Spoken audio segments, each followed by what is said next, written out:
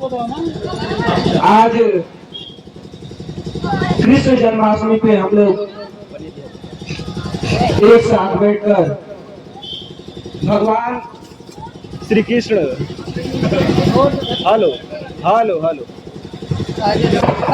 हाल भगवान श्री कृष्ण के उपलक्ष्य में, जन्म के उपलक्ष्य में हम लोग एक साथ बैठकर कुछ कृष्ण के बारे में जानने के लिए, कृष्ण को समझने के लिए उपवास रखते हैं। उपवास जब जानेंगे तब रखेंगे। हम कोई भजन अभी गाएंगे नहीं, थोड़ा सा आप लोगों का 10 मिनट का समय लेंगे, जिसमें हम कम से कम उस श्री कृष्ण के बारे में जानेंगे। कृष्ण कोई ऐसे व्यक्ति नहीं थे, ऐसे कोई अवतार नहीं है जो जिनके जीवन की सबसे जो न्यूनतम धारणा है उसको हम गाते चले जा रहे हैं। श्री कृष्ण के नाम पे हम लोग केवल वही गाते हैं। थोड़ा ध्यान से सुनिए। मैं आप लोगों से हाथ जोड़ के नम्र निवेदन कर रहा हूँ कि बस 10 मिनट का समय आप लोग नहीं चाहेंगे तो मैं 5 मिनट में ही बंद कर दूंगा, लेकिन जरूरत है हमें असली श्री कृष्ण को जानने की। जब तक असली श्री कृष्ण को हम नहीं जानेंगे कि असल में श्री कृष्ण कौन है, तब तक श्री कृष्ण के नाम पे हम कुछ भी गाते ही चले जा रहे हैं। जैसे कृष्ण को कहा गया है पूर्ण अवतार, और सभी भी देवी देवताएं हैं, जैसे राम हुए, बुद्ध हुए, कबीर हुए, नानक हुए, महावीर हुए, बहुत सारे संत हुए, भगवान हुए, जिनको पूर्ण अवतार नहीं कहा जाता। जय हो। लेकिन केवल भगवान श्री कृष्ण को कहा जाता है कि इनको पूर्ण अवतार के रूप में माना जाता है। तो अगर भगवान श्री कृष्ण को पूर्ण अवतार के रूप में माना जाता है, तो क्यों हम भगवान श्री कृष्ण के केवल उन्हीं जीवन की घटनाओं को गाते हैं जिसमें वो कुछ नहीं जानते थे।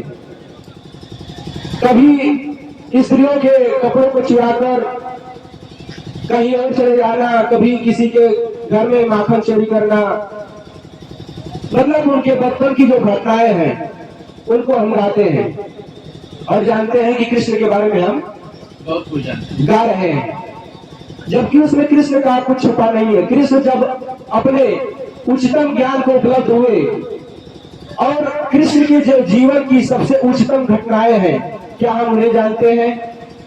क्या हम कभी पूछते हैं कि किस कृष्ण के बारे में हम लोग गा रहे हैं? हमने कभी जानना नहीं चाहा। यही सबसे बड़ी दिक्कत है। अभी हमारे आप राजेश नाहर जी बोले कि विकास बाबा, कुछ शब्द ऐसे हैं जो जिनके साथ इतना दुर्व्यवहार हुआ है, जैसे बाबा शब्द हो गया, प्रेम शब्द हो गया, संत शब्द हो गया। इन शब्दों के साथ इतना खिलवाड़ हुआ है कि लोग इन शब्दों का हंसी मजाक बना दिया, किसी को भी बाबा। अगर हम कहते हैं भोले बाबा, भोले को क्या कर रहे हैं? बाबा। और भोले की जो पदवी है जो हम दे रहे हैं उसको बाबा कह रहे हैं, और एक आम इंसान जो उस ऊंचाई को कभी उपलब्ध नहीं हुआ, जो उसको कभी जानता नहीं, उसको भी हम बाबा शब्द से ही संबोधित कर रहे हैं। तो हम सिर्फ शिव के बगल में ही भोले को खड़ा कर दे, इस आम आदमी को खड़ा कर दे रहे हैं, किसी को भी। तो अगर बाबा शब्द का और संत शब्द का और प्रेम शब्द का हमें दुरुपयोग से बचाना है, तो हमें इन शब्दों का कम से कम उपयोग करना चाहिए। हमें इन शब्दों का उन्हीं जगहों पे उपयोग करना चाहिए जहां पे हम जानते हैं कम से कम कि बाबा शब्द का प्रयोग कहाँ हो, प्रेम शब्द का प्रयोग कहाँ हो, राम शब्द का प्रयोग कहाँ हो। नहीं तो आज राम के नाम पर भी अभी आप भी देखिएगा, जब यहाँ पे रामचरितमानस पाठ का सुंदरकांड चल रहा था तो यहाँ पे इतनी भीड़ नहीं थी, क्योंकि लोगों को पता है कि रामचरितमानस में क्या रखा है, तो वैसे ही कुछ होता होगा, कुछ समझ में तो आता नहीं है, उस समय के अनुसार उस भाषा में कुछ लिखा गया है, और जब उसको अपने से लेकर पढ़ेगा तब उसमें पता चलेगा कि क्या कहानियां है और क्या चीज बोलना चाह रहा है पाठ। लेकिन जब तक उसे हम पढ़ेंगे नहीं तब तक जानेंगे नहीं तब तक समझेंगे नहीं। तो जब सुंदरकांड का पाठ चल रहा था तो यहाँ पे इतनी भीड़ नहीं थी, लेकिन सुंदरकांड का जब पाठ खत्म हुआ तो भीड़ आ गई। क्यों भीड़ आ गई? क्योंकि अभी जो बोला जा रहा है, अभी जो गाया जा रहा है, वो उसको हम जानते हैं, हमें समझ में आता है, इसलिए हम उसे सुनने आते हैं। लेकिन असली कृष्ण कौन है उसके बारे में हम कभी जानना नहीं चाहे, हमने कभी पूछा ही नहीं किसी से। अभी कुछ आधे घंटे के बाद सोहर गाया जाएगा। हम तो ये कहना चाहते हैं कि कृष्ण जन्माष्टमी को ऐसे मनाने का कोई ढंग नहीं है। कृष्ण जन्माष्टमी, कृष्ण का तो कभी जन्म ही नहीं हुआ, क्योंकि कभी वो मरे नहीं। जिस कृष्ण को हम जानते हैं उनका न कभी जन्म हुआ, न कभी मृत्यु हुई, जिसका न कोई आदि है न अंत है। उस कृष्ण का अगर हम साल दर साल अपने जन्म होने से पहले और अपने जन्म होने के बाद हम गाते ही चले जा रहे हैं कि जन्म होगा, जन्म उत्सव बना रहे हैं, लेकिन हमारा जन्म कब होगा? गलती ये है कि कृष्ण का कभी जन्म न हुआ, न कभी वो मरे, और हमारा कभी जन्म ही नहीं हुआ। हम लोगों का कभी जन्म नहीं हुआ, क्योंकि जन्म तब होगा जब हम कृष्ण को जानेंगे। तो कृष्ण जन्माष्टमी इस तरह से मनाना चाहिए कि आज से हर साल कम से कम हमें ये याद आ जाए कि आज कृष्ण जन्माष्टमी है, और कृष्ण जन्माष्टमी नहीं, आज से हम कहें कि पूरे साल कृष्णमय बिताएंगे, कृष्ण के विचारों पे चलेंगे, कृष्ण के जीवन की जो सबसे उच्चतम बातें हैं, जो विचार हैं, जो उनकी श्रेष्ठतम धारणाएं हैं, क्या हम उस पर चलेंगे पूरे साल? एक हम दृढ़ निश्चय करें, एक संकल्प ले पूरे जीवन के लिए कि हम पूरे साल कम से कम उस कृष्ण को याद रख पाए। नहीं तो बात बनेगी नहीं, और ना ही असली कृष्ण को हम लोग जान पाएंगे। जैसे अभी 15 अगस्त बीता, तो क्या आपको देखा कि 15 अगस्त के बारे में स्कूल में बताया जा रहा है कि 15 अगस्त क्यों मनाया जाता है? नहीं बताया जाता। हम भी उस समय बिहार में थे। बिहार में लड़कियों को, बच्चों को, लड़कों को, आज के समाज में या आज के समाज के जो सबसे ग्रहित लोग हैं, जो गाने के नाम पे जितना अश्लीलता हो सकता है गाकर और समाज में फैलाए हुए हैं, उन्हीं पर स्कूली बच्चों को नचाया जा रहा है।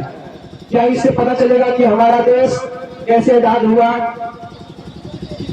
क्या इससे पता चलेगा? इसमें सभी का गलती है, टीचर का गलती है, अभिभावक का भी गलती है, क्योंकि अभिभावक पूछता नहीं स्कूल में जाकर के कि आप क्या किन गानों पे नचा रहे हैं, जिस गानों से अश्लीलता फैलती है।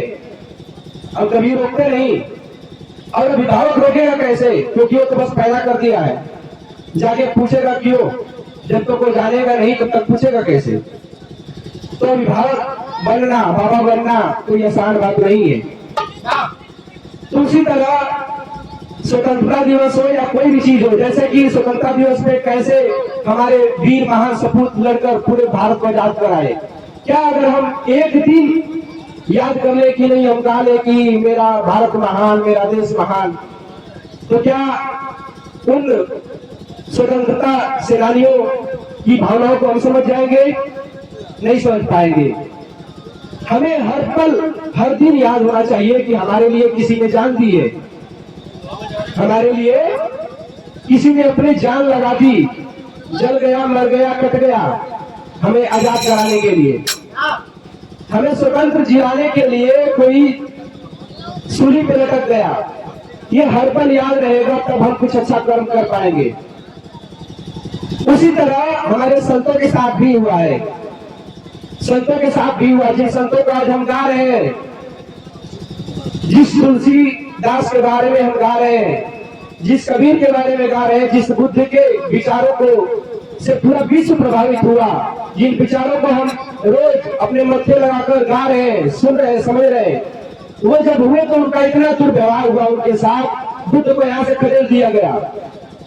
कबीर जब जिस जगह पे उनका जन्म हुआ वहां पे कोई उनको मानता नहीं था, कहता कि अनपढ़ गवार क्या जानता है धर्म के बारे में, क्योंकि धर्म की शुरुआत ही वहां से होती है जहां स्वयं को जानना होता है, आत्मज्ञान होता है, आत्मसात होता है, तब हम जान पाएंगे श्री कृष्ण को। क्योंकि श्री कृष्ण तो एक ही बात कहते हैं कि जब तक आत्मज्ञान नहीं होगा, जब तक आत्मबोध नहीं होगा,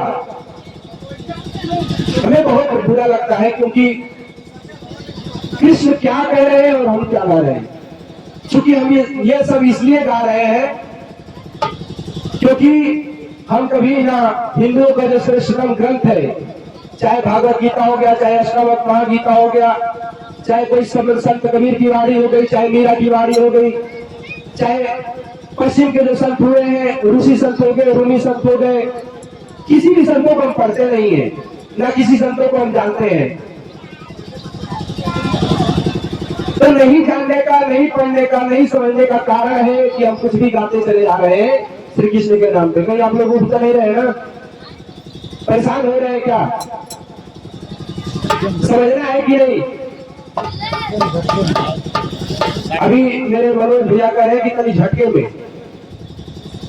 कभी झटके का मतलब समझ होगा।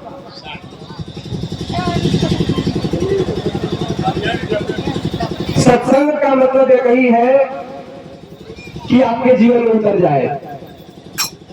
तो अंत बात बोल दे रहा हूं कि जन्मोत्सव मनाना कोई बुरी बात नहीं है, अगर जन्मोत्सव हमारा जीवन बन जाए, जन्म को हम समझ पाए और कृष्ण का जन्मोत्सव हमारा जन्मोत्सव बन जाए। हम सोचें कि पूरी साल, पूरा जीवन कृष्ण के वचनों पे चले और कृष्ण को ही अपना कुछ आदर्श माने, तब तो कृष्ण जन्माष्टमी मनाना सफल रहेगा। अन्यथा कृष्ण के नाम पर हम कुछ भी गाते चले जाएंगे। जैसे कहा जाता है ना कि आज हम कह रहे हैं कि कृष्ण भगवान ने किसी की साड़ी चुराई, तो बहुत खुशी की बात है, बड़ी हंसी बात है, उसको भगवान मानते हैं। आज का कोई लड़का अगर किसी बहन बेटी का कपड़ा चुराएगा, क्या आप भगवान मानेंगे उसको? नहीं मानेंगे ना। कोई आज का लड़का अगर किसी का माखन चुराएगा या चोरी करेगा, तो क्या आप भगवान मानेंगे उसको? नहीं मानेंगे। क्यों नहीं मानेंगे? क्योंकि उस समय भगवान श्री कृष्ण भी उस सत्य को नहीं जानते थे, परमात्मा को नहीं जानते थे, समाधि को नहीं जानते थे। लेकिन आप उस श्री कृष्ण के नाम पे जो उनकी जीवन की सबसे निम्नतम विचारधाराएं हैं उसको गाएंगे, तो सबसे बड़ी मूर्खता होगी हमारी। इसलिए हम चाहते हैं, आपसे नम्र निवेदन है कि आप अपने जीवन को कृष्णमयी बनाएं और कृष्ण के वचनों पे एक दृढ़ निश्चय के साथ चलें। इसी के साथ हम अपने भाई को विराम देते हैं।